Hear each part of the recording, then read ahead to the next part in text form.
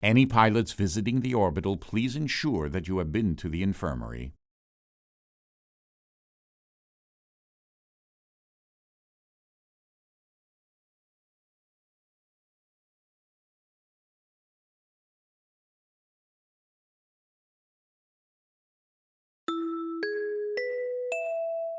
This is a public announcement. You are cordially invited to join us in a rousing rendition of Kumbaya. 2, 3, 4. Kumbaya, my lord, Kumbaya. Kumbaya, my lord, Kumbaya. Kumbaya, my lord, Kumbaya. Oh Lord, Kumbaya.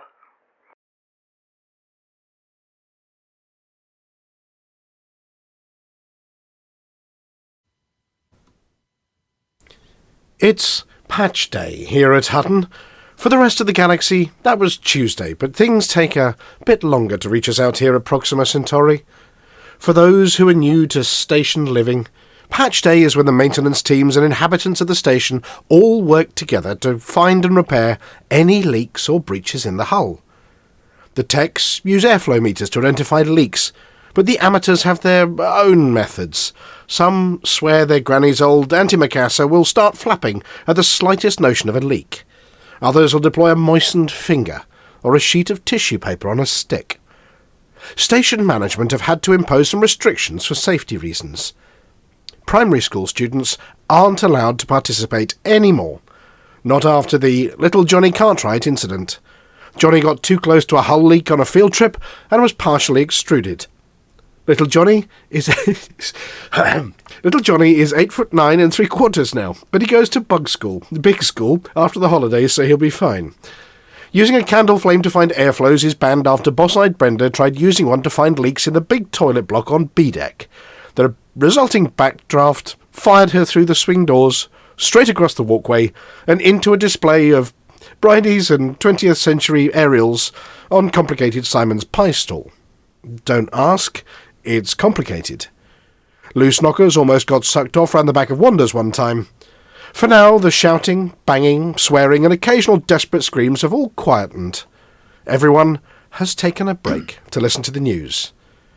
At 8:30 p.m.-ish, on the dot, the big speakers crackle to life and a voice with a slightly federal accent drawls, "Oh no, not these assholes. Welcome to Hutton Orbital. I recommend spending no time here at all."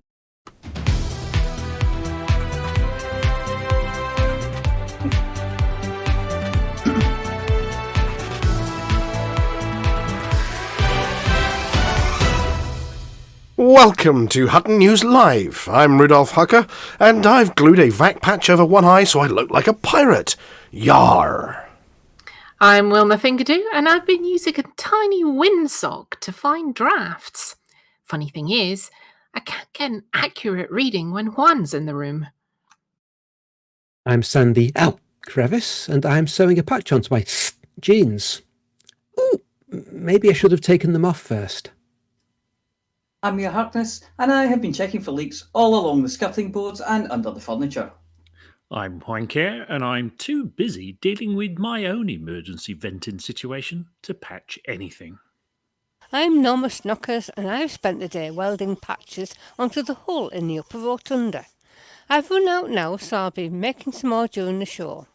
It's not easy knitting with steel wool, you know.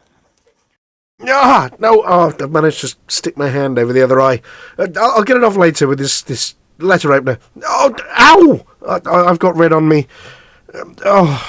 Cut to the headlines. We've got our eye on the upgrades.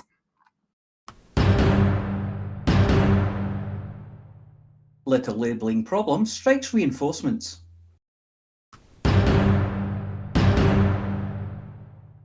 This week's Too Hot, Too Messy update. California quaking and shaking connected to the Thargoids. Atris brings us the latest from the battlefront.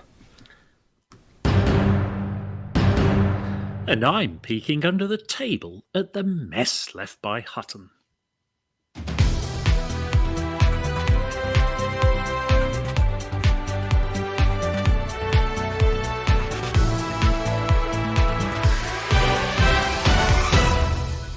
There are reports coming into the orbital that there have been some significant upgrades in the last week.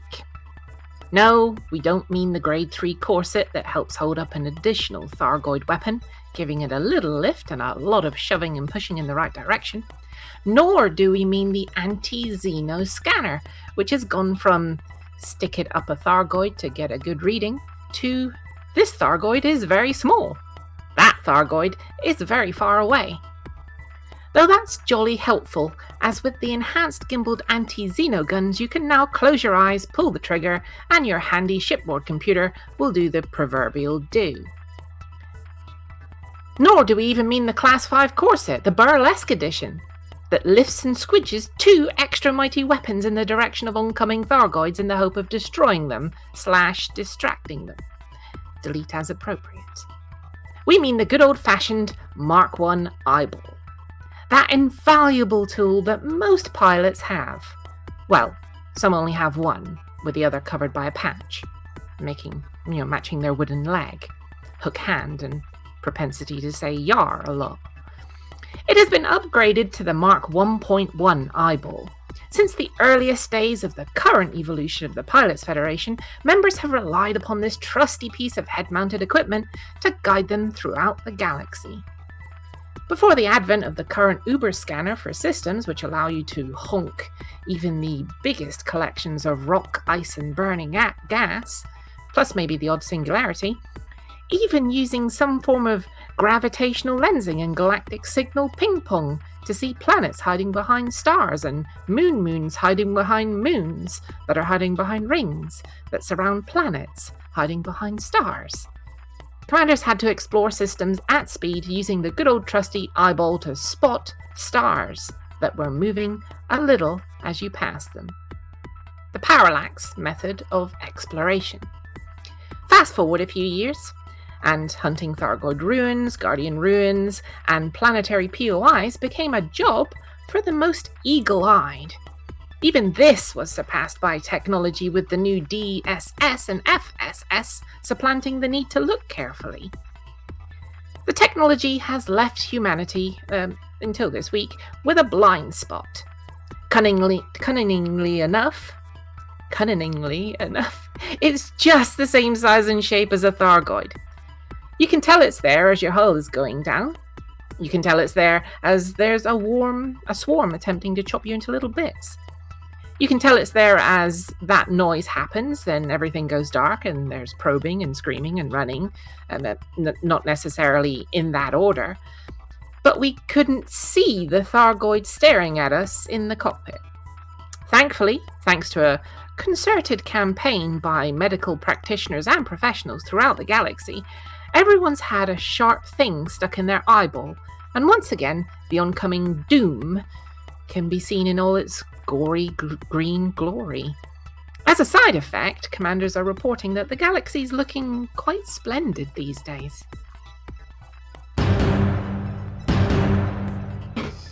The Pilots Federation scrambled to cover a blunder in the last few days, with their teams liaising on a daily basis with technical crews working on the Class 5 anti-Xeno buttressing. Megaship captains who can't read dates properly accidentally put them on sale early throughout the galaxy, well before the PF's communication team had time to properly craft a press release, garner the correct quotes from the right engineers, and allow the various powers to do some chest thumping about how awesome they were. Needless to say, the Grade 5 belt and braces equipment that lets you put 2 more anti-Xeno weapons on your ship, yes, that includes Guardian ones as well as the stock AX Pew-Pews, was released, went on general sale, and commanders are already reaping the benefits, giving Thargoid ships a jolly good licking, courtesy of a full rig of shard cannons and a lot of heat sinks, or even multi-specking for fly swats and slipper thwacking on both the little Thargoids and their bigger cousins. This comes at a price, however, as someone forgot to tick the box marked, "This equipment is suitable for military use." Instead, it's been categorised as a shipboard entertainment system, the galactic equivalent of being labelled as an arcade machine for the restroom that plays Space Invaders. As such, pilots are up in arms that they aren't classed as arms, or arms for arms to be more precise, and can't be fitted to the military slots in the various ships out there. There is a petition to relabel the buttressing for AX weapons as military hardware, but at the moment, they're stuck between listing it as a food blender or a talkie toaster.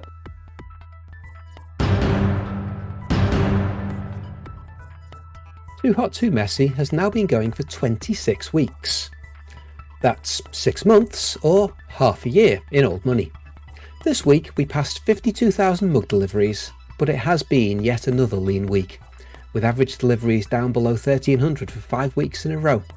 Haven't you lot learned that in space you can hear the flower people scream? 3 new commanders joined the effort this week, taking the number to 277 participants, representing 91 squadrons. Welcome to the challenge. Hutton has the largest contingent, with 74 pilots who have delivered over 23,000 mugs and gin, which is less than half the total, so thanks go to all the other squadrons taking part. The Winged Hussars are still in second with over 2,500 muggings, but they are being caught by the Buckyball Racing Club in third with over 2,200 deliveries. The Paladins are still in fourth, the Undead are in fifth, and the Bear Pit are in sixth. Commander Chicks is still leading the deliveries table with over 5,400 mugs delivered in 6 months. Some say that his fleet carrier is running low on mugs. Waller 81 is second with over 4,700, ahead of Nemb in third with almost 3,500. Shea Blackwood has moved into fourth with over 2,100, ahead of Infinite Dreamer in fifth with almost 1,900. No new commanders have joined the 1,000 club this week. The membership is still numbering 8. Of course, we know all this because it's tracked by the marvel that is the Hutton Helper, and updated live on the Too Hot Too Messy event page at hot.furthermug.com/hotmess2. Also, the Helper is now fully updated and supports both full fat Thargoid and Tharg Lite versions of the game. So however you play, your Hutton Rares contribution will be recognised automatically. Apart from the mere glory alone, there is an additional incentive in the form of a chance to win a real-world, Velcro-free, mods-preventing Hutton mug. Any commander that delivers 10 mugs and gin in the coming week will be entered in the draw next week to win a real Hutton mug. Unless, of course, you already have one, in which case you'll have already been immunised against mods. 24 lucky commanders have accomplished this so far. You can see the little golden mug next to their names in the top commanders table, and keep listening for this week's winner to be announced in the banter bit after the news. If you had delivered 10 mugs and gin a week, in every week since the start 6 months ago, you'd have racked up 260 deliveries next to your commander name. And if you haven't, why not? In order to join in the fun, you'll need to sign up by downloading the Hutton Helper from hot.furthermug.com/download, and then your mug and gin deliveries will be automatically registered for you by Antarius's genetically altered, multi-flavoured bionic hamsters. Probe me, please. Galactic Tech Experts Hybrid Control Systems, also known as HCS, are denying any correlation between their recent trip to the California Nebula and recent information that humanity has engaged Thargoid life out there in pitched battles. Commander Banter, who accompanied them out to the nebula, reported that there was a large movement whilst he was out there, measuring on the galactic Richter scale and causing mugs to fall from tables, the ship to groan a little and his good night's sleep to be disturbed. But other than the usual skullduggery by wandering and very lost pirates, everything was calm for their trip. Shipboard AI system, which was being tested in advance of an upgrade, ELI, appears to have sustained only minor damage affecting his speech circuits, which appear to have got themselves stuck on profane mode. What a crock of shit. Whilst browsing through the shipboard commander codex, Whilst browsing through the shipboard commander's codex, Eli got stuck on the entry labelled LCU and appears to have chosen some rather ripe language to replace that which is normally in the codex. LCU? Why would anyone clone him? One's bad enough, but a whole ship full of them? Fuck that. Of course, this has nothing to do with Thargoids being seen in the area and commanders rushing to engage them, but there's more on this story with Commander Flossy later in the broadcast. Good evening, trackers. This is a rather broken Atris 5060 reporting in with this week's updates on the Thargoid War. It's been a tough week for Hackswing, even with the new guns, but a good week for the other squadrons in the effort to push back the Thargoids.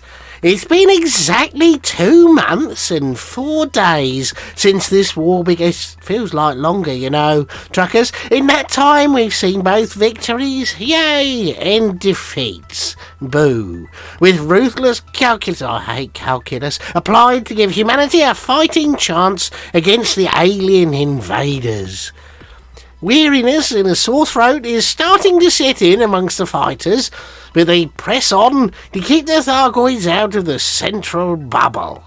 This week, humanity saw victories in HIP 20899, HIP 23716, HIP 20019, Garonxians, that sounds like a game to me, Dal 2, Banana Kipo,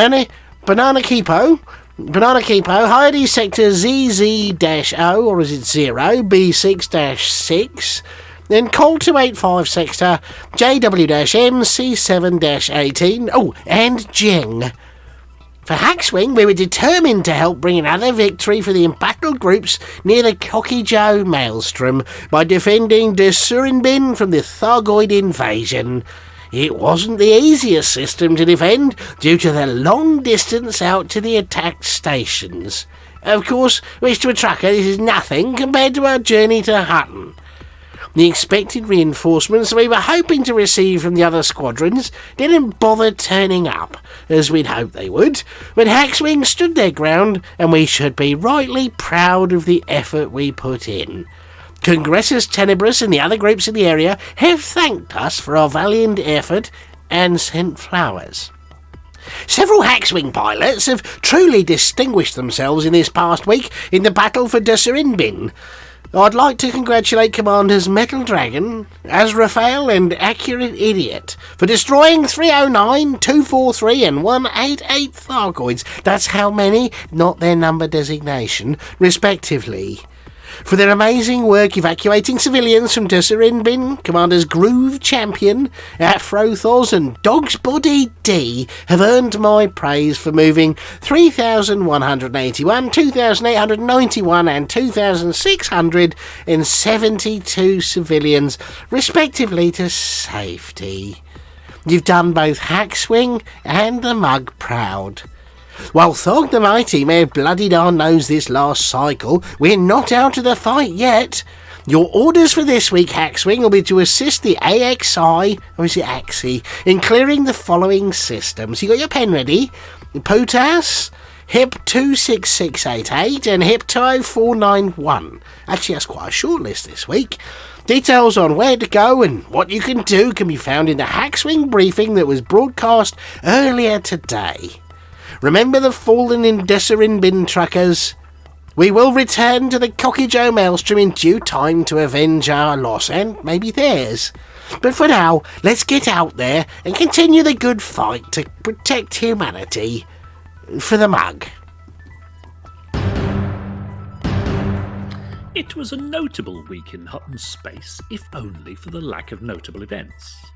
Only 3 systems are getting themselves noticed for the wrong reasons. You know where is nowhere to be found, and there is still no war in Havoc. More on those stories coming up. Ross 671 has maintained its grip on the bottom spot for a second week, but has managed to put on a whole point, elevating it to 34. Joining Ross 671 on 34 is Epsilon Indy, which was suffering from an outbreak of mods, which was relieved in the last couple of days.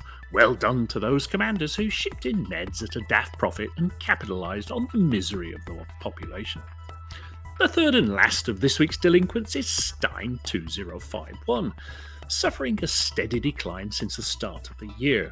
An election is tying up a quarter of the influence, so whilst things aren't desperate, it's worth keeping an eye on this system early next week to give it a boost when the election competition of who can tell the biggest lie and get away with it is over.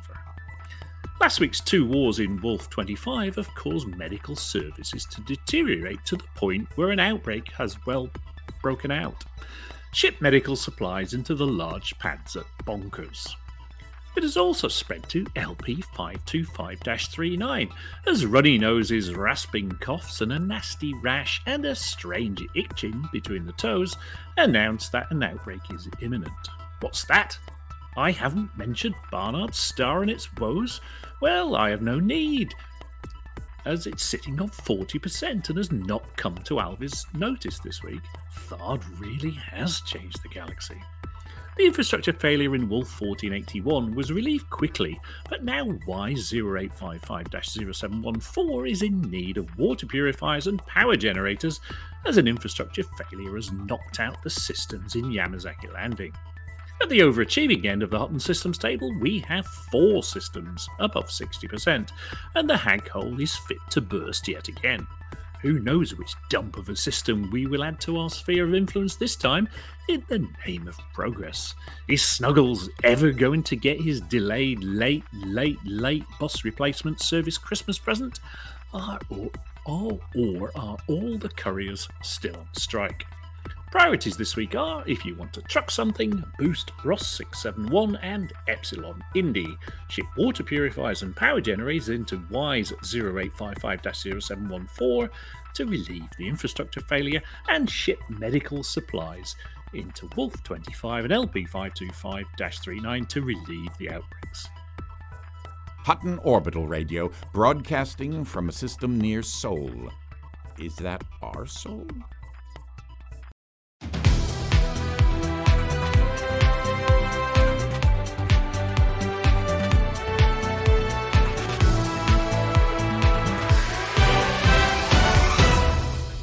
Hello, and welcome back, everybody. It's another Thursday. It's us. We're here. We haven't been in. Yay! Well, yeah, we've been just You sleeping. did. No, you have. Yeah. Yes. Yeah. Welcome back. Yeah, you have. I might have been. Yes. Yeah, welcome back. Welcome back.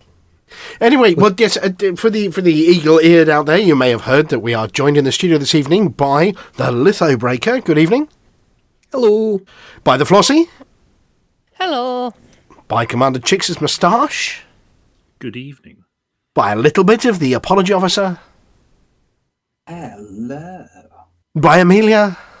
Hello! And we did have a few specials from, a guest AI on board the radio station this week. For reasons. But, yes, that is Eli. Who we... Reasons. Yeah. Well, we did... I mean, you listened to the news. We did go out to California. There was an earthquake. It's got nothing to do with what Flossy's going to be telling you later. And we did get to meet, Mr. Delancey. And sit and have some special lines recorded. He gives advice to some of the people tuning in at the moment. Any pilots visiting the orbital, please ensure that you have been to the infirmary. Well, I should have paid attention to that one because I've also, as you can probably tell, got a little bit of a cold this evening. But so he's joining us on the show. I do understand he'll be joining in randomly throughout the show. So just be on guard just in case he pipes up occasionally. But for the time being, I think he's going to be quiet while we do the next bit. I'm slipping into an AI coma. If there were ever such a thing, I do hope so. Right, that's good. What did I miss while I was away? Was there a Frontier live stream? There was last week. Yeah, but you talked about that one last week. Yeah, there wasn't one this week. Yeah. Well, there was a different kind of rained. space live stream. Didn't they go to Mars or something? That bit we can't visit. This week. Weren't they off to Mars with a little teddy bear in tow, I think, today? Or did I dream that bit? Wasn't on today. It wasn't on today. I thought that was I think today. you need to lay off the mushrooms. Oh, right. Okay. Oh, the onion head. They've shifted forward a week because they had to miss 1 week. So No, I was talking about the Deliver Us Mars Dubry that was launched this week. I see. Yeah, you know, the pink wafer and Arthur get to go and play on Mars when we can't because you can't land there. Oh, okay. Yeah. With a little teddy bear. Yeah, but it's only a game. Yeah, well, we might install it in the Hutton Games room at some point. It does look like good work, though.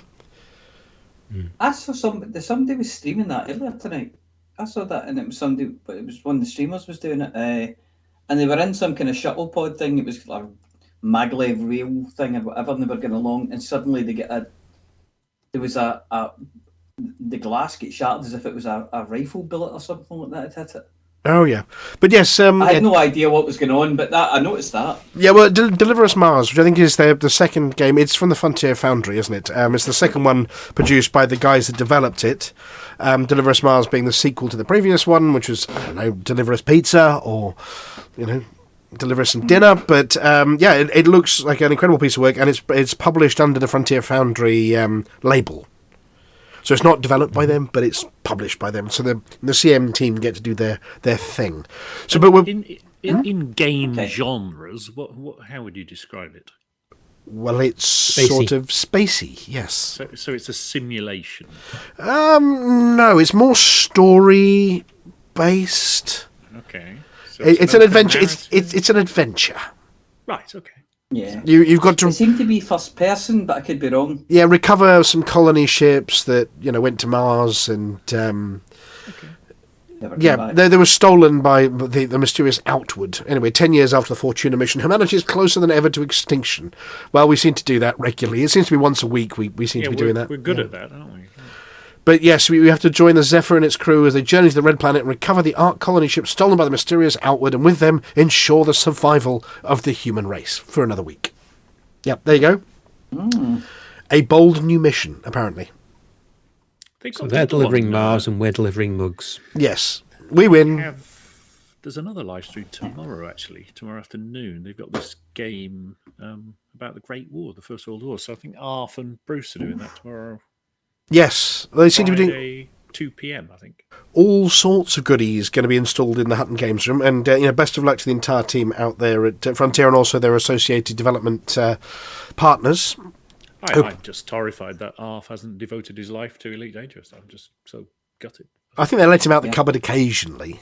You should never let him out the cupboard for any reason. Yep. Well, do we want to talk about what has been going on this week, or should we look at Chix's asp?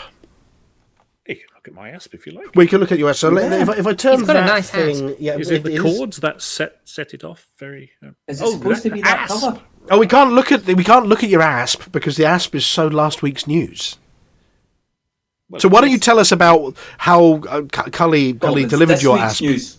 Well, he hasn't delivered it yet because it hasn't arrived. But So what's going on? What's going on? So So he Commander- handed you your asp. Yes, on a plate.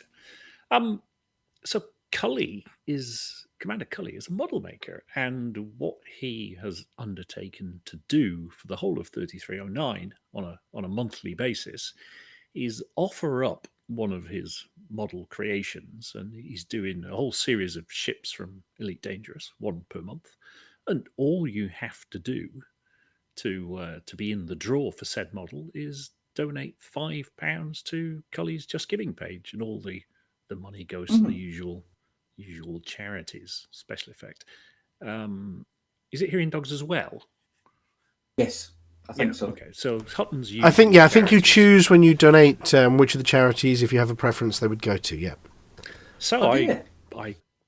bunged £5 in and won myself an ass, so I can quit now. That's it. I've done. I've won. So is that it? Everybody puts in £5, and then he picks one out of the hat, and the rest goes to charity. It all goes to charity. Well, I Then couldn't money goes to swear charity. that a hat is involved, but yes, he selects one random, apparently. Or maybe he just It's likes a it. I virtual don't know. hat. It may be an Can't e-hat. really understand that myself, but there you go. Anyway, it's an asp, and it's in. Jim probably knows best, but it's in the original Lakon colour scheme. You like where they would have it in the showroom with Lakon blasted all over it. It's sort of a Oh no, that's new. That's a sort new. of an olivey green. I thought it was an old thing. Anyway, it looks No, very nice. It's about that's 6 inches. He says it's, but men's I was of supposed some- to be. That'll be, I that'll be- see. Well, Wow, bravo. that's huge. men's grasps of dimensions are somewhat. Right. So that there was the ASP, and he's doing one a month, isn't he, for a while? He is. Yeah, next He month. is. So in February, he's produced quite a large, actually, model. You can see it on the screen there of a surface reconnaissance vehicle. And Yes. to give you a sense of scale, this thing is about Bigger than a banana. Yes. Only on a banana would probably fit alongside the two back wheels there because it's Banter. It's a Tesco banana, not a Spencer's banana, obviously, but Tesco bananas are the standard banana. So that's about 6 inches by 6 by 9 by that sort of. It's about Big. Yes. Yeah. Nearly as big as the real Bigger- thing. Well, it depends what It's size bigger than a monitor, banana. monitor Yeah. you're looking at it on. So it's I mean, quite it's big. much more Lego. Sorry, it's much more Star Wars figure scale than it is Lego figure scale. I think is what we're saying, isn't it? Well, I'm no expert, but he says it's all created in resin, and this one apparently is an awful lot of parts that he has then to assemble. It is. Well, Yeah, look, let's get we that do another have a link to the donation bit of it. If you want to chuck money in the charity tin. Everybody who's generous to charity, he picks a winner and then he sends that out. Then he does another one. 23rd of March is the deadline for it. Cully is a master of creating these little models. I know I have chucked in £5. I've just seen Cully. Somebody comment about Cully at LaveCon. So was it him that was selling over the model ships and Yes, all that it kind was. of thing? Yeah. in auction? I get the Witch King of Angmar from there.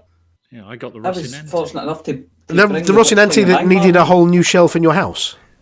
Well, it needed a whole new stand after I broke it, but the shelf was already there. Oh dear. And the Witch King survived his journey to Scotland, although he managed to take did manage to get dish out a couple of injuries on the way. A couple of people get stabbed with his sword. Well, he was lying in a And went, bed "Ah!" of tissue paper when I saw him, the Witch King. If you stick He a was in tissue paper. Tissue paper was wrapped in bubble wrap, Or and something, then the yeah. bubble wrap It's quite well was put protected. up in the the wee overhead compartment in the van. It was up there, and he stayed up there all the way to Glasgow, and he survived. But he did manage to stab a couple of people who handled him. Well, to be he fair, got them with the sword. it's no surprise that he survived. I mean, he can't be slain by any man. No, no man. Yep. No. well, in which case he's doomed when Flossy gets there. With a pan. To keep Flossy. You have to keep Flossy away from him. But Yeah. but it was good. Yeah, I'm just fantastic checking. thing. Nobody has. I'm going to put the link to Cully's charity. Oh, page yeah, in please. I don't think anybody's done it yet, but there it is. It's a Just Giving page, and you can sort of read sort of terms and conditions. Anyway, yes, so if you want to give charity, great way to do it, and you never know, you might end up with a cool piece of stuff at the end of it. Thank you very much for posting the Look at link it, though, there. just how cool is that? That is the it's very coolest of the cool. it's very cool. It's very We're cool. going to need a bigger shelf. Yes. It needs a motor and sound effects, a bit like that giant fleet carrier that person made the other month with all the See, sounds and buttons and I'm wondering is how we've got the scarab. Are we going to get the scorpion? I'm not tempted. Well, that's Possibly. another possibility. Yeah. No pressure.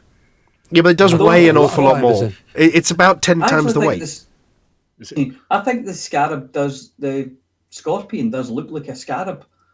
It's very beetle-like. Well, there's Yeah, supposed to be. it is. That's Yes, I see your point. It hasn't got claws and things. Anyway, moving along, talking about things that have claws. Patch notes. We survived patch day. notes. Yeah, we survived patch day. So, Amelia, have you updated yet, or have you been far too busy writing? I am literally updating as we speak. Flossie, have you updated yet? Yes, I've updated. And do we know what was in the patch notes? You know, was there anything exciting? Was it all Thargoids or patches. patches, eye patches, Yeah, there was knee patches? Nicotine patches. Yeah, could be. patches. Patch the dog. there was quite a lot of Thargoid stuff. think a lot of it Yes. was kind of Thargoid centred, which is fine. That's kind of what you expect at the moment. Well, I'm just rolling them up on the screen at the moment. So the recovery stuff was the first thing they've patched, isn't it? You can now go and power up settlements to help reduce the recovery time by a week. Yeah. Yeah, that's finally. the big sale for me because I love doing those missions. So hang on a second. On the basis they don't take very long, and if we have 1,000 people do it, is that 1,000 weeks shorter? Right. Can I ask you a question, David? Go on then. You just Do we have 1,000 people doing that? Doing Thargoid stuff? I don't know. I don't know. Probably. Yeah, you probably get a lot of people shoot them. I don't know about the missions, but they're a great way to get materials. Those missions, you can pick up some fantastic stuff. So yeah, Even the cheap each stuff you can trade up. settlement and recovering system, you can now return the power, and it reduce the time taken to recover the system by a week. I'm assuming once a settlement's been done once, that one's marked as done, so it can only get shorter by the number of weeks that there are settlements. It'll be reflected in that system's recovery time shortly after the final settlement has had power restored. So you have to do them all. Yes. Can't do just one. You have to do them all. There are now missions And to restore power, which means you get given the power brick to stick in the thingy. Yep. The little charger battery. I think the apology officer's version of helping it recover is put the power on and then rob it blind before any of the security get back to the site. Oh, turn it on, then turn it off again. Isn't that an old? Just Genesis? No. Rob it blind. Payments for services rendered. Yes. Yeah. I've got the authority. They give me level 3 authority. I've got the authority. No, you took that off the corpse outside the power. Yeah. No, you Now don't. No, not the They give recovery you- ones. They give you that along with your Dubry, your power regulator. I landed Yeah, the in power a- regulator. Level 3 because you'll need to go into the building. That's fine, and now I can open everything. I landed in a settlement the other night and got shot at on the landing pad. So I thought, right, I'll Yeah, teach but you a that's lesson. you. So I killed them with dumb fires from orbit. Landed and thought, I'll just have a quick run around and see what I can find. And I'd missed 2. My Maverick suit, but I killed them anyway. Yeah. So What I like to do is hide out in one of the better provision buildings. And they'll come running at the door, and you just get around and open up. I was on them, and halfway then you across go the and- landing pad, and they started shooting at me, and I was like, No, God. Back on board, Oh, back how on board. touching. You actually think you're doing rather well, don't you? So in he's going to get a kick under the table. Yeah. I keep trying to just yes. Okay, so Thargoid War stuff, and apparently on the left-hand panel, there's now these ones are nearly safe, which is really handy for Atris 5060's lists, because you get the sort of the top 5 within 20 diddly-doo-dahs of being saved and rescued. You get some more data when you're being interdicted by Thargoid scouts. Thargoid interceptors no longer get drawn to already detonated caustic generators. I'm assuming those are the mines that wander around the maelstrom that, seem to be like nectar for Thargoid interceptors. A few things broken, but the main thing we saw, and immediately you're yet to see this because you've not logged in yet, is, to my eye, everything looks a little bit more beautiful. I know we reported it that they'd fixed our eyeballs to stop vanishing Thargoids, but I think whatever they've done to stop Thargoids vanishing has had a side effect, because playing in 4K, certainly, it does look a lot more beautiful out there. I haven't made it off a scene. I can't put my finger on why. I mean, Chicks, you spotted this one as well? Yeah, I saw it. It's just there's less jaggedness. I just thought, it looked nice anyway, but they've done something. It just looks. You can't quite put your finger on. Is it smoother or but there's a something which looks better that they've not told us about as well. So every time. Has anyone taken a peek at it in VR yet? Yeah, I was playing VR last week. Oh no, not since the patch. No. So, you can tell us, Amelia, because we do know that you fly around in VR. I haven't seen. No, I'm literally updating as we speak. So when you go look at it, and and apparently the Diamax Scout has been adjusted because it was crushing SRVs when being deployed because it didn't have quite enough clearance. So Diamondback Scout pilots There you go. There's an improvement. Now, we've got some space news this week. Did anybody see this? Apparently, Thargoids are visiting... Well, there were two bits of interesting news. There was one which was a swirly thing in the sky. Oh. Did you see the swirly thing in the sky? Scary swirly thing. Yeah, it was. Oh, was that the mother of pearl cloud? Yes. No. Yeah. No, it wasn't that one. Completely different. This was somebody mysterious spiral anomaly in Norwegian sky. No, it wasn't. There was a strange spiral of light over Hawaii, a mysterious blue spiral, which appeared over Hawaii, and it did look a bit like one of those jump portals. Yeah. Okay. Was that jump portal? Well, I'm just saving off the image here to see whether I can put it up on screen. But it was over Hawaii and a blue swirly shape. Let me just go to this, put it up on screen. If you look it up, it's sort of over Hawaii, and it does look like a hyperspace portal or it really does have that scary thing.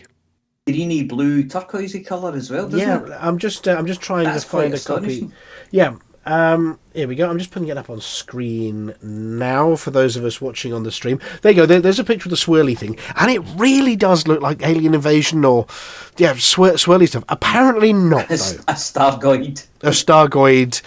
It was moving as a dot across the sky. It then sort of started ejecting this arc-like feature, those arms, a bit like spiral galaxy arms. And then a bright dot appeared, and apparently it wasn't anything exciting. It was Elon Musk. What? Well, they think it was one of his rockets anyway. Well, yeah, something connected to there was a satellite launch went off at about the same time. So whether it was one of the bits firing off and go wee wee wee wee wee off into the distance after it had launched its satellites, or I think it was a Falcon 9 rocket had gone up. So whether it was a Starlink launch, debris that's very disappointing, isn't it? It still looks very, very pretty though. Yeah, well, New Zealand apparently spotted it in June last year as well. Exact same phenomenon shortly after another one of their satellite launches. So Unfortunately, it was Elon Musk. But I mean, it's great that space stuff's happening, but hyperspace portals would have been way more cool. Might still be a hyperspace portal. You don't know what Elon Musk is up to, really.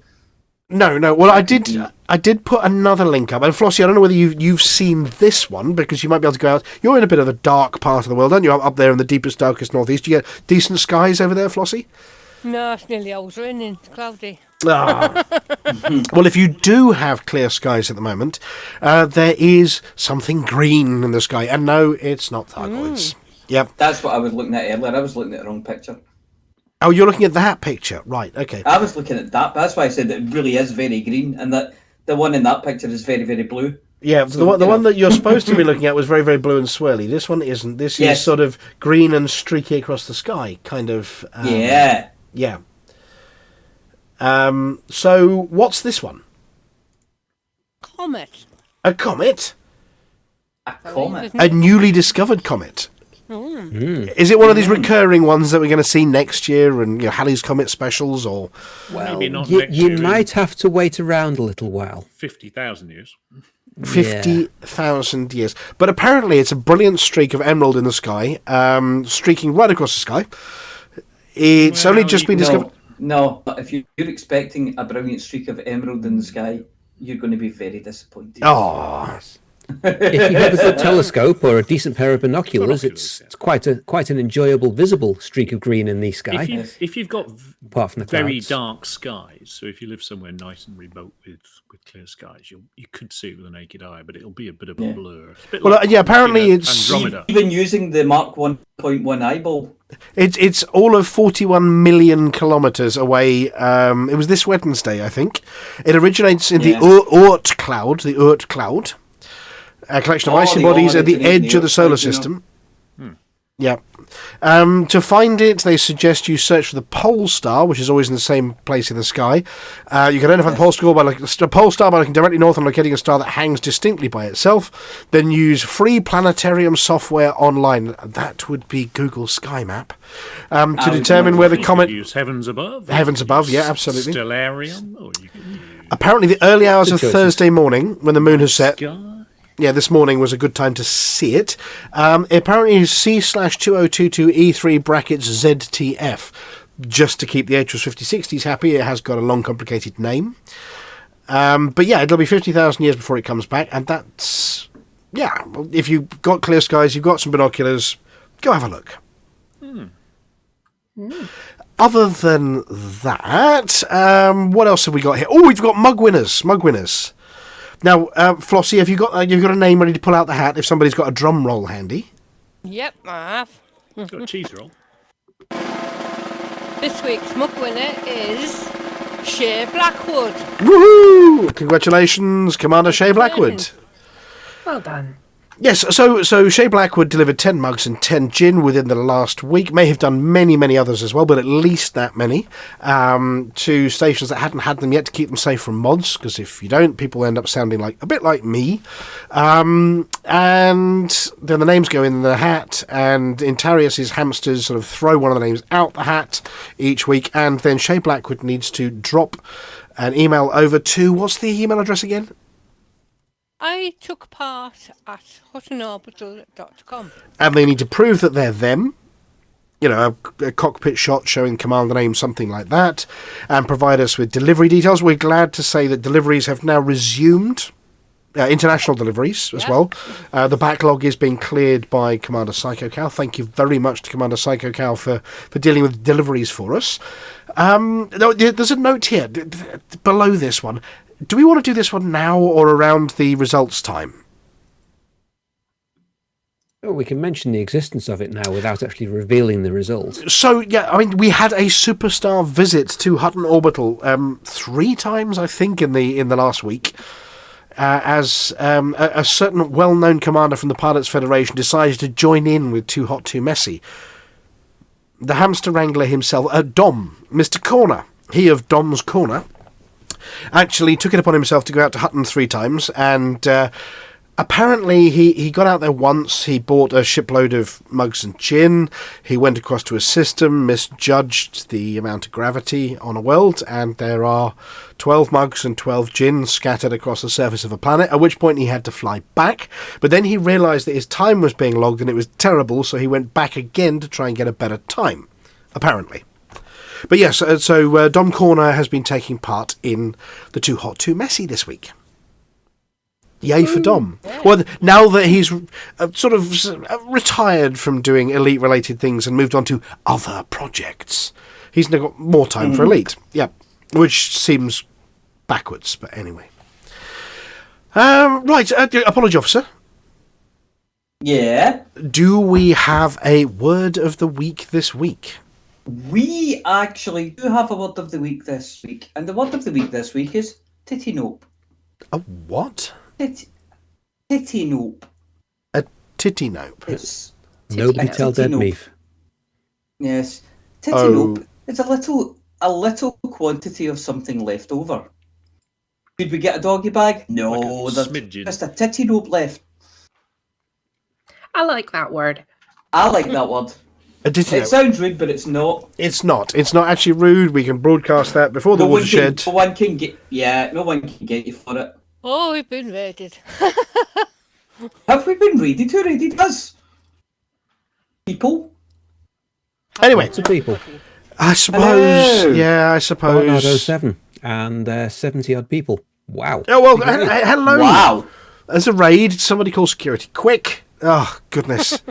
Oh, well. Hello. So we're getting the titty nope of someone else's stream. Yeah, well, exactly. The little bit that's left over. 70 views is more than a titty nope. Well, see, they've turned up just in time to hear some of the best part of the show and some of the... maybe not as best part of the show. Oh, one thing I forgot to check before we went on air was whether we do have a Galnet coming up later from Commander Wotherspoon. Do we know whether we do? You may want to look into that. Yeah, I might want to check that before we move. Yeah. While you do that, I have something which will keep everybody entertained. Oh dear. Are you sure? Are you sure this is... Are you really sure? Oh yeah, this is the thing. What's the anteater name his dog? Fred. Rex. George. Aardvark. Aardvark! Aardvark! I'm trying very hard to be impressed. It's rather difficult. It appears that we with so do little have a to work Galnet. with, but I keep hoping. You're going to keep hoping an awful long time. You really are. Right. Somebody please shout Aardvark with me. Aardvark! Well, somebody really. I'm just looking. Apparently, we do have a Galnet news thingy coming for later in the show. I'm also trying to find out whether Flossy in a minute though. Have you got? I mean, CGs have been a bit sort of hit and miss for the last few weeks. Have we got content from you coming up in a minute? Yes, you have, yes. Oh, that's good. Lots. Is there extra huff? Well, there's one CG. It's just one CG. Well, I'm just putting your images into the system here. So if you're vaguely ready, I can cue that one up. Right. Well, somebody needs to find the website with the Aardvark stuff and shut it down before next Thursday, because I'm not sure I'm going to survive anymore. There's got to be something in the Geneva Convention we can use. But we're going to bury all of those traumatic memories, and we're going to hand over to Flossy now with the CG news.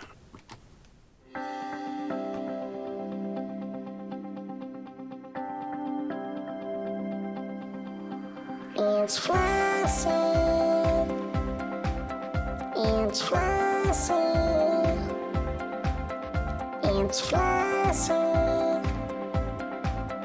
It's Flossy.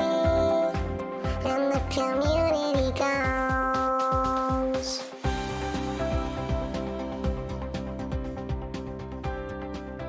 Hello, Flossy here with this week's CG News. There were no CGs last week, so on to this week. One new CG. Help Kumo Council defend the California Nebula. The Kumo crew is marshalling the defense of the California Nebula by offering rewards for eliminating Thargoid vessels. The Kumo Council, the syndicate's ruling body, assumed control of several systems that were recently invaded by Thargoid fleets. Independent pilots have been asked to take part in anti-Xeno initiatives within the region, which are being coordinated from the Mictlan Megaship. Harrison Gladstone of the Turner Research Group, which represents the Alliance in the California Nebula, made a formal protest. We are not happy about defence initiatives being funded by a ruthless criminal gang. These pirates are using the Thargoid attacks to expand their illegal activity, thus jeopardising our faction's scientific and commercial interests. Several of our ports in the area are now under Kumo crew emergency protections, as they've termed it. This is an illegal occupation of Allied territory. In response, Arkandilane claimed, taking charge of local security forces is necessary to form an effective anti-Xeno militia. If the Alliance cares so much about this region, where are their warships? We're doing Mahon's job for him. The colonists here will soon understand our decision is the correct one. The Kumo Council has agreed to reimburse all Thargoid combat bonds handed in at the Mictlan in California sector HR-W D1-28. As an additional incentive, the Kumo Council is offering paint job rewards to participating pilots. The top 75% of participants will receive a pirate faction green paint job for the Asp Scout. The top 50% of participants will also receive a pirate faction purple paint job for the Alliance Chieftain, and the top 25% of participants will also receive a pirate faction rose paint job for the Crate Phantom. The campaign began today, 2nd of February, and will run for 1 week, and if the final target is met early and planned, the campaign will end immediately. To earn rewards, you must sign up as an active participant before handing in Pilots Federation combat bonds at the Mixland in California sector HRWD 1-28 system. And that's it for this week's CG News. Flossy told you what to do.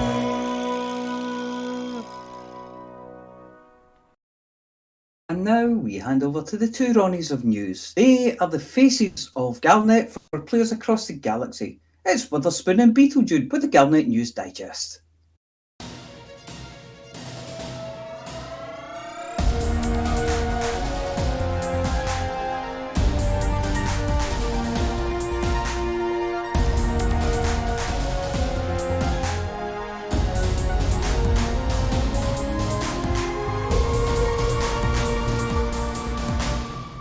Galnet News Digest, 2nd of February 3309. We read the news so you don't have to. In this week's news, there are new bits to bolt onto your spaceship. The Kumo crew presses on in the California Nebula despite massive setbacks, and Aiden, Alba and Aisling get together to discuss a renewed Aegis.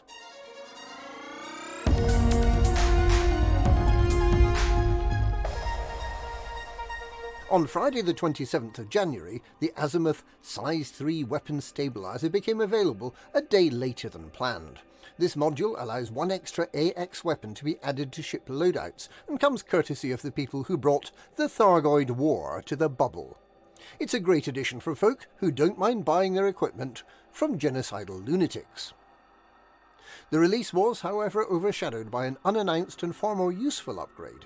Professor Palin released an improved xenoscanner that allows you to probe your chosen alien victim without actually having to rub noses with them.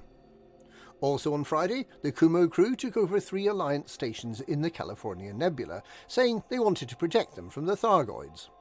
The Alliance did nothing at all to prevent this, but several groups of commanders started planning the take-back. On the 30th, Admiral Aidan Tanner resigned from the Federal Navy.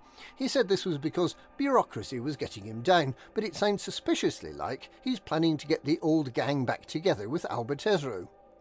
And a day later, a surprise entrant into the anti-Xeno arena, Princess Aisling Duval, persuaded the Emperor to let her allocate Imperial resources to discussing the re-establishment of Aegis, the one anti-Xeno organisation without a track record of attempted genocide and of killing innocent people in the pursuit of its goals. People thought Aegis was a reincarnation of the evil INRA of old, but it turns out that it's Azimuth Biotech that can trace its operations back to INRA. Yesterday, on the 1st of February, mass murderers Azimuth Biotech released the second larger version of its AX weapons stabilizer a day early, thus cancelling out the lateness of the previous one. Now people who don't mind being associated with homicidal maniacs can fit 6 AX weapons to their ship.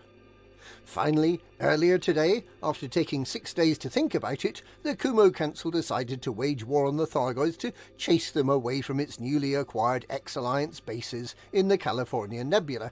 However, by the time the initiative was announced, all but one of the X-Alliance bases had become ex-Kumo crew as well, and were back in the hands of the Alliance. So it appears the Kumo crew has nothing to gain from its attempted takeover in the California Nebula. Meanwhile, the Kumo crew's home territories in the Pegasi sector are being ravaged by the Thargoids of the Raijin Maelstrom, and there's a very real possibility that Archon Delane and the Kumo crew could end up homeless. And that's this week's Galnet News Roundup. Galnet News, we read the news so you don't have to.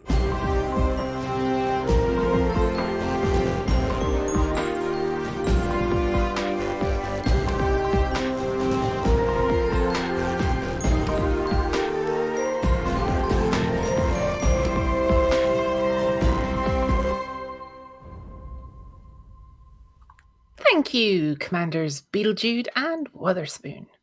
And now over to the Emo Phillips of results. They are the feces of Hutton Helper for truckers across the galaxy. With a face like a well-scalped arse, it's Mia Harkness with the Hutton Helper results.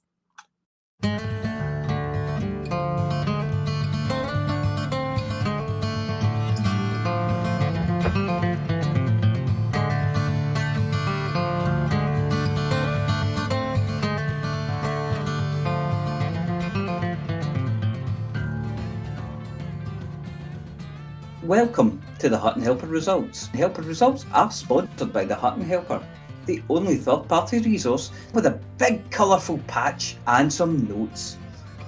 This week we have the following events: the I Want a Space Pony Cup, the Everything I've Ever Dreamed Of, the No Space Cheese and this game Deja Vu Trophy, the Weeping Salt Charity Shield, the It's Sad but the Game is Dying Spectacular, the Maintenance Mode Awards.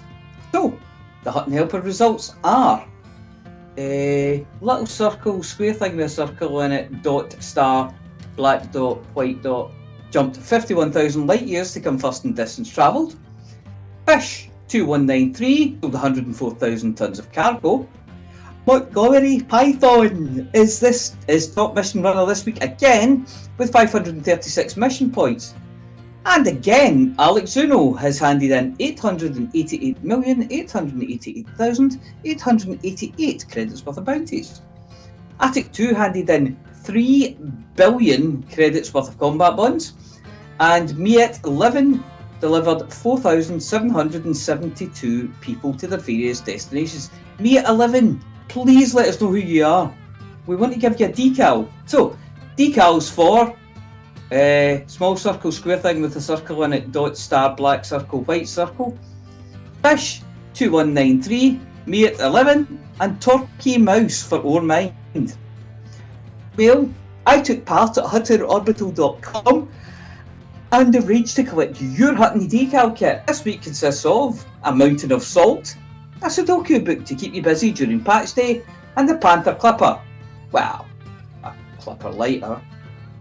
There have been 11 Hutton runs in the last 7 days, and the top 5 are Jay Blackwood, 1 hour 23 minutes 20 seconds. Bandicoot, 1 hour 23 minutes 48 seconds. Norbert Patternod, 1 hour 23 minutes and 49 seconds. D Corner, I know that name. D Corner got there in 1 hour 24 minutes and 12 seconds. Patch Resi, 24 minutes and 13 seconds. Now, there is a whole galaxy of stuff out there needing desalinated, sugared, defrosted, exploded, launched, rung in, first-footed, decked with boughs of holly, motivated, evacuated, unfriended, dejected, manhandled or woman-handled, smeared, deflected, irrigated, emphasised, sniffled, snuffled, flip-flopped, mistranslated to and from Spanish, chilled, mugged, ginned, wrapped up with a pretty bow, shot, rescued, having their immersion ruined, battered and deep-fried, repaired, destroyed, bought, sold, squeezed, inflated, burnt, frozen, liquidated, evaporated, smelled, licked, discombobulated, recombobulated, head-butted, rubbed down, compressed, enveloped, strained, fermented, murderised with an S, interrobanged, upcycled, violently downcycled, disallowed, reallowed after consulting VAR, smelted, loved, adored, and probinated. And if you do it cunningly, you can fetch yourself a very fetching Hutton decal for doing it. To get involved, you just have to go to hot.forthemug.com and download or sign up for the spectacular Hutton Helper, available in 3 slimming formats. Let's face it, anything has to be better than saying you leave the game, then hanging around to see if anyone notices you've gone, and they haven't. Anyway, that's it for this week. Back to Studio 5. Cunningly seamless. Cunningly.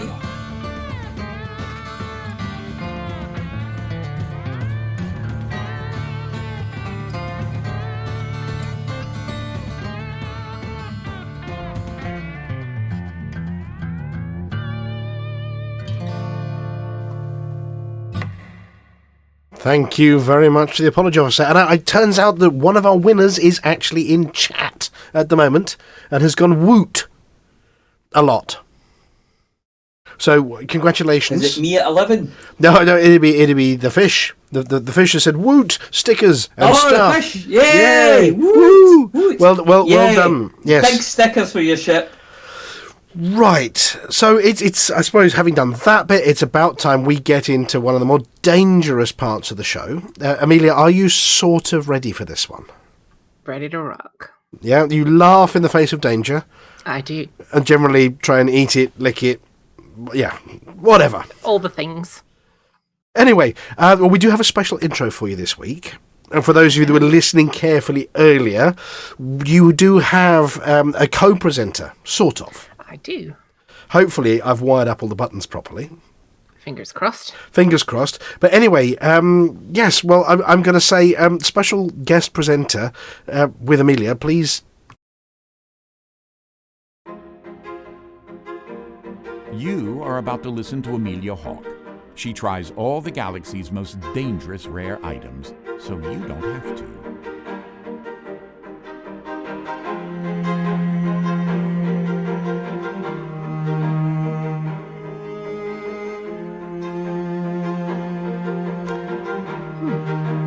Thank you for that intro. Charmed. Right. I'm off to the old worlds, partly as they're safer from Thargoid invasion at the moment, and partly as I've not been here in a while. I've been given a computer escort for the afternoon, and I've programmed in our destination. He's my guide. Hello. Well, I'm looking forward to this one. You sit tight there whilst I get on with it. My cup runneth over with delight, but let's fill it up the next time with a good scotch. Okay. Deso, famous throughout the galaxy, along with Lave as one of the old homes of spacefaring humanity, and the home of the planet Birmingham world.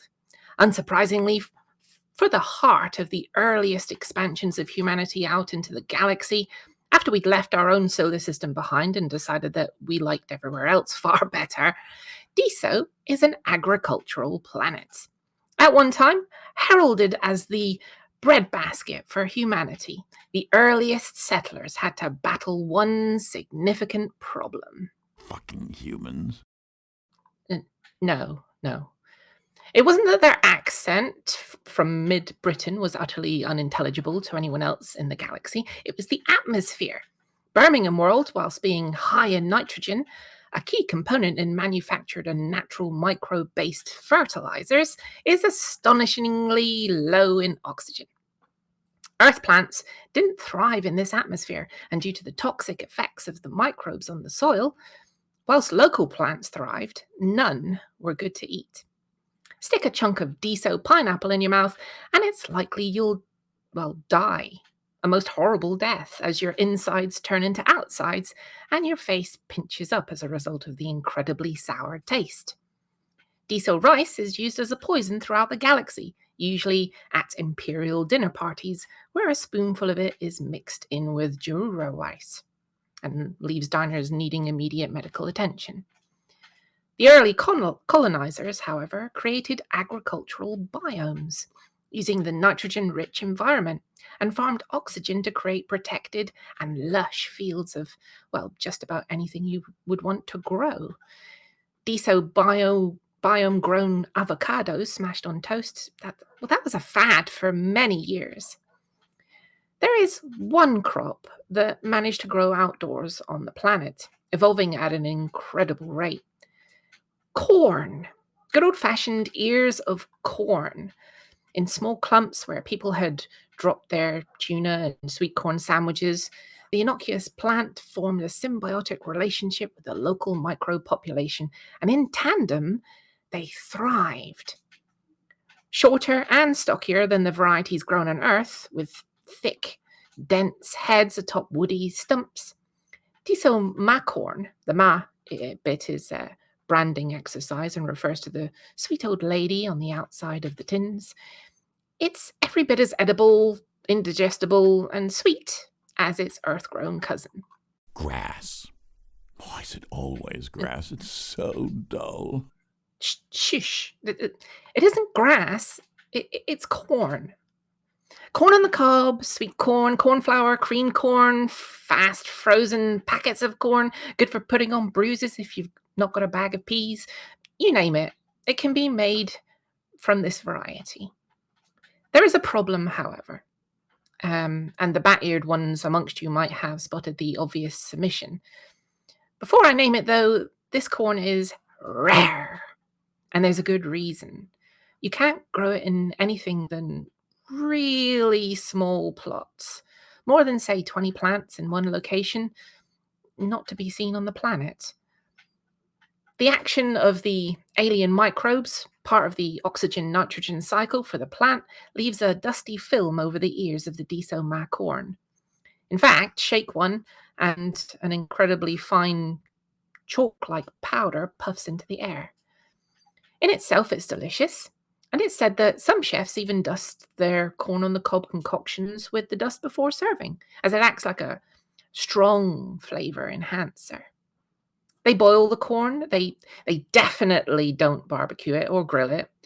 Once tender, they dust back with the Deso corn powder and serve. And a long lick sets you up for a fancy and sumptuous flavor explosion. The little bits of corn pop in your mouth satisfyingly and are incredibly sweet and nutritious. The powder, unfortunately, has a side effect. That means you should absolutely not grow these in big fields or barbecue them or light anything anywhere near them.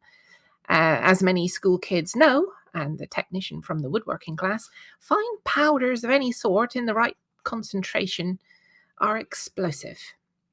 Custard powder or talc puffed into the air, well, one match and boom. These ears are covered in it. Grow a whole field of them, and with a stiff breeze and even the slightest source of ignition, and you've got a crater and a faint whiff of popcorn. Oh, that reminds me. Never try and make popcorn with these. The first one reaches critical temperature and pops satisfyingly, then jumps, puffing the Deso corn particles into the air, then whoomph. The entire cinema looks like a war zone. The small clusters of the plants are very carefully harvested at the right time, vacuum packed for sending to chefs throughout the galaxy, and placed in bomb-proof containers. Only small amounts each day, and there aren't warehouses or stockpiles. Desones learned that lesson after a couple of events that were classed as, well, extinction-level explosions. They were narrowly avoided.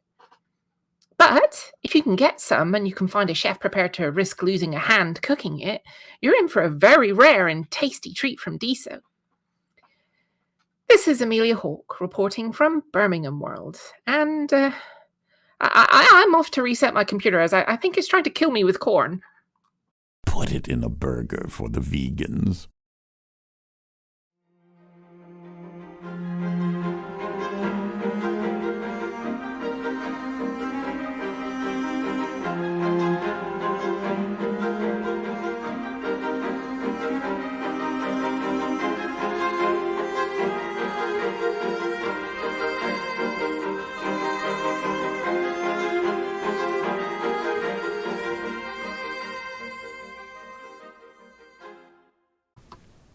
Thank you very much, Amelia. I don't know what's more dangerous, the corn or your companion on that one.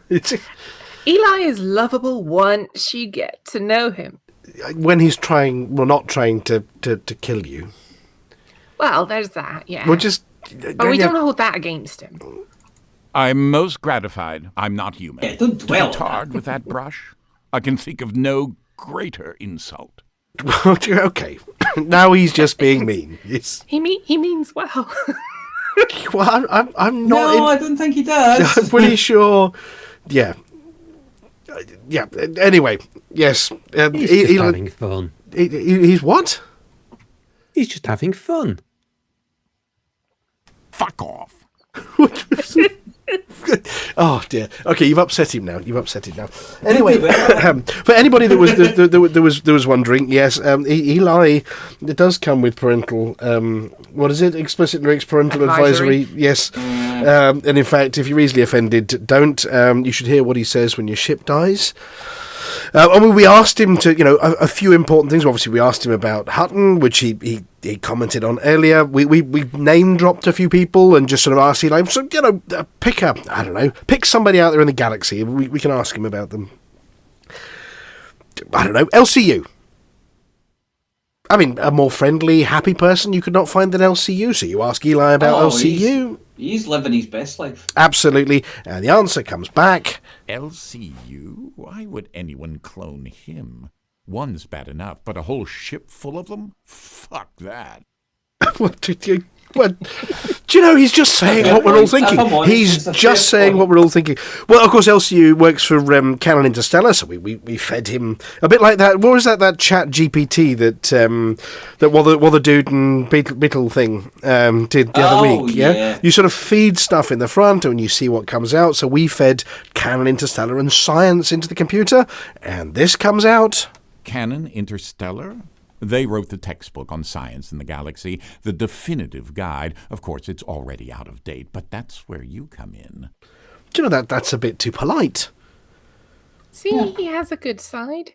He does have a good side. Yeah, he obviously likes Canon Interstellar, but just not that LCU fellow.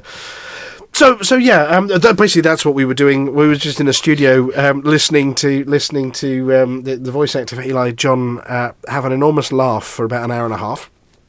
For loads of new content, which is going to be coming soon, brackets trademark, where you can indeed have him insult you just the way he's insulted us.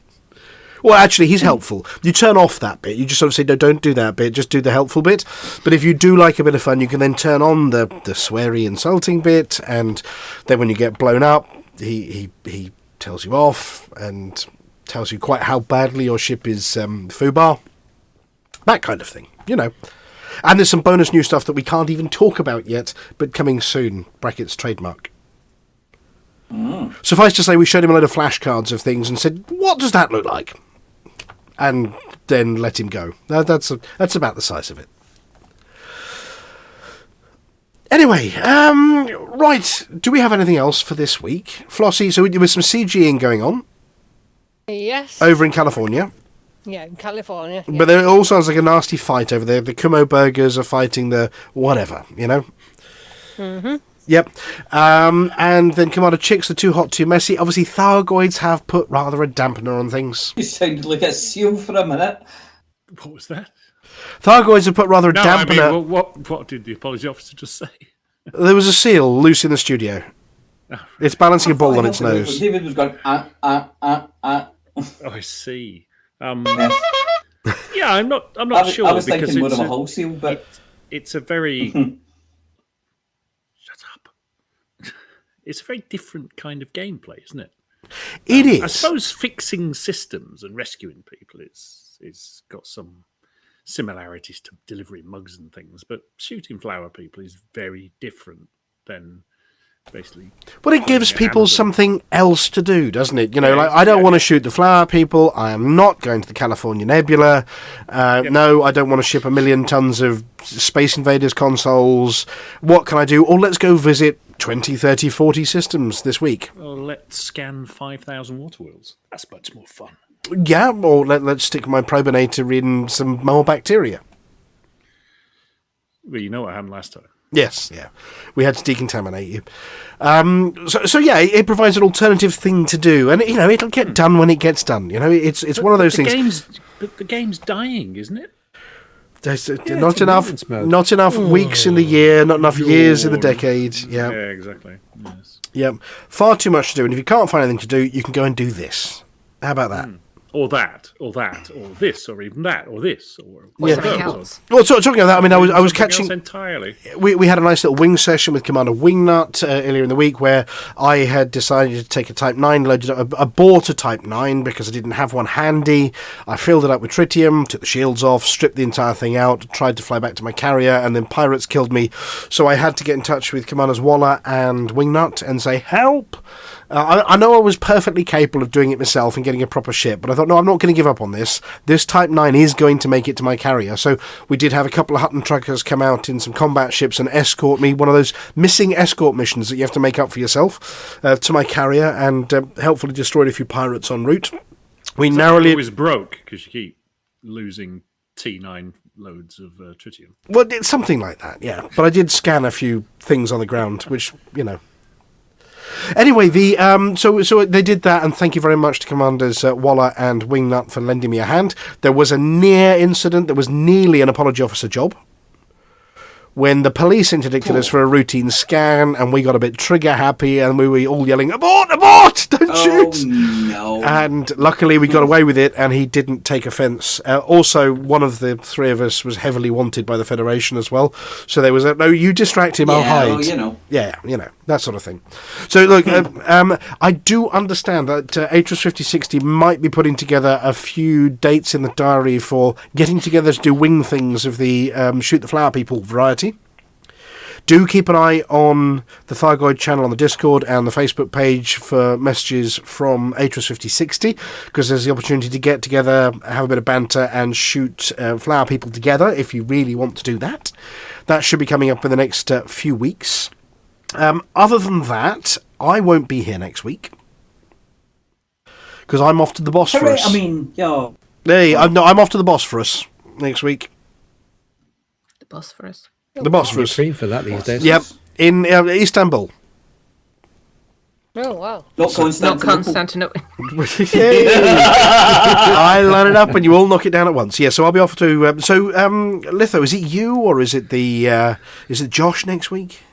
I don't know. Probably me. I'm not sure. I think it's one of Josh's busy weeks. So. Oh, right. Well, we'll make sure we've got a few words for you to discombobulate and recombobulate and throw out there. We're looking forward to the next updates from the Pilots Federation, including having our carriers back online so we can put things in them and take them off them again. I think there's a minor error with that one, so that may well be landing in the next week as well. Other than that, now here's a warning. We've got a bunch of people who did... maybe they've all cleared off now. I'm just going to check whether all of our raiders... some of the raiders are still here. Now, if you've not listened to this show before... There's a couple of things. Number one, you missed all the news at the start. Well, it's going to be uploaded to the YouTube channel to watch again at some point overnight tonight, and it'll be available tomorrow, so you can catch up on all the bits you missed. But also for the benefit of our new listeners, if there are any, there's about to be an awful lot of noise in your ears. So if you're wearing earphones, if you've got them right plugged into your ear canals and you're worried about damaging your hearing, I really, really, really do suggest you move them away from your ears just for the next minute or so. You're not going to miss anything important.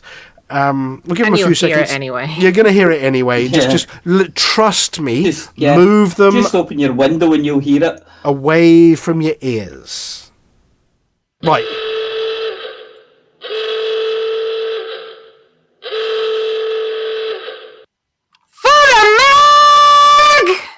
For the mug! Mug. Mug!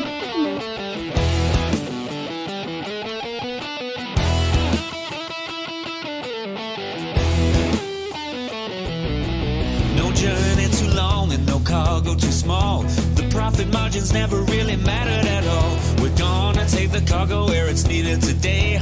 Super cruising all across the Milky Way. We'll take anything, anytime, anywhere. Loading up the T-9s to the brim with rail. For the mug, yeah, you know just where we're coming from. For the mug, now everybody sing the Hutton Trucker song. For the mug. Flossy always seems to crash into the sun. Swivel likes the pilot on the Xbox One. Alvin at the front, you know he leads us well. Trucking across the galaxy, now everybody yell. For the mug, yeah, you know just where we're coming from. For the mug, now everybody sing the Hutton Trucker song. For the mug, yeah, you know just where we're coming from. For the mug,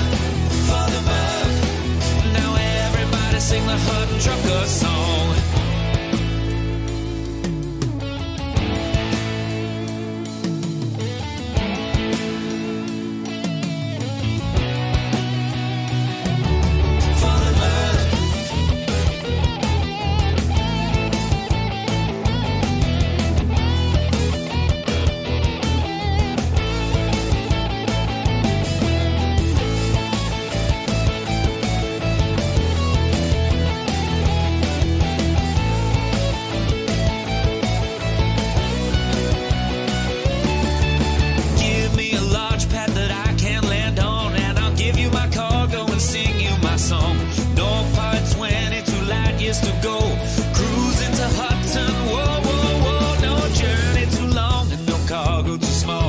The profit margins never really mattered at all.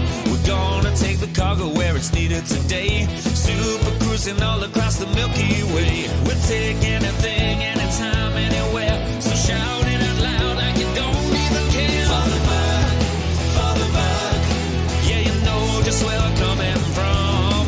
For the bug, now everybody sing the Hutton Trucker song. For the bug, yeah, you know just where I'm coming from. For the bug, now everybody sing the Hutton Trucker song.